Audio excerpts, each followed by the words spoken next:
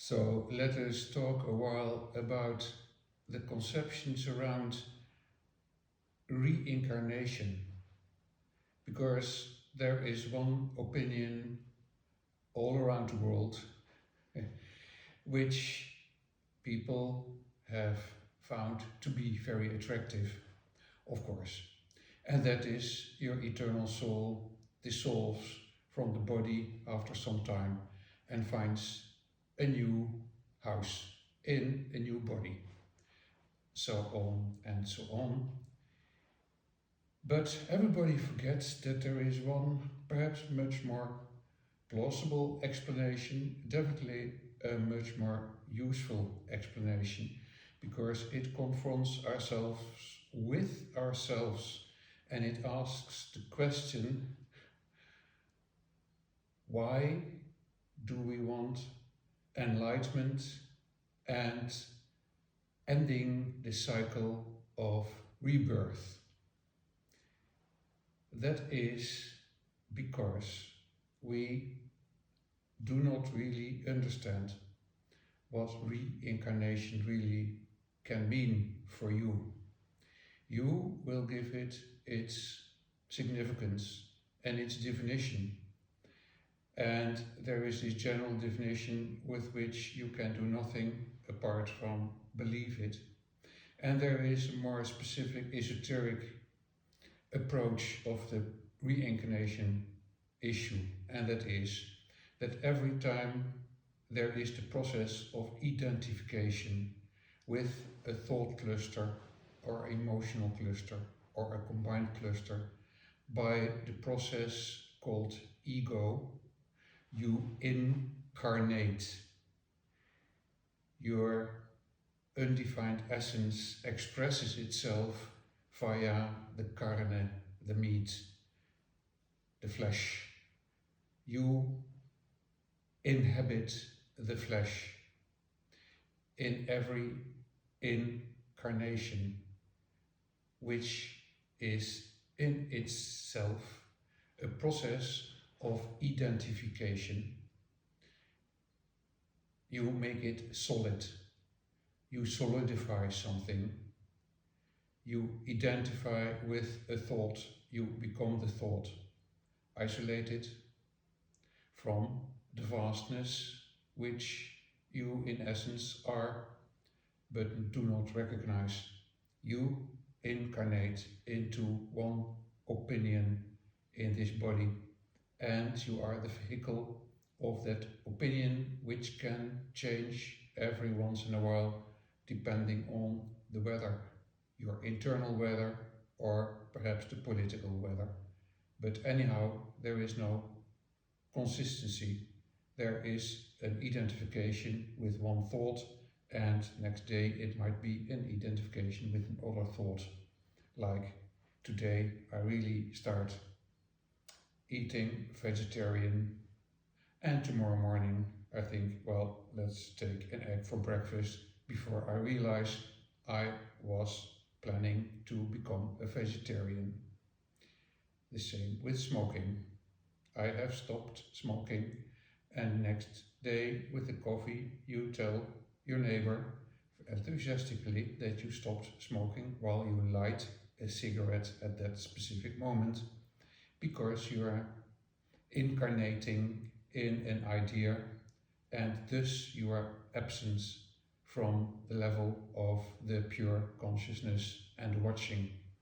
The more you incarnate, the more blind you become. And life is about freedom. Can we select our incarnation activities deliberately with full freedom?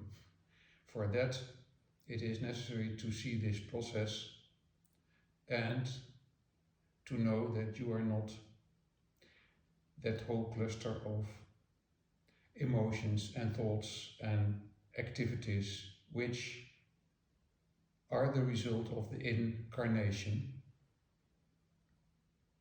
So if you approach the issue reincarnation as a tool to understand what is really happening every moment in the now, which is in itself an eternal moment without time boundaries, just happening like a fountain in the now, you understand that every moment you are given to watch how you incarnate and decide how you operate. But that can only happen in full clarity of consciousness.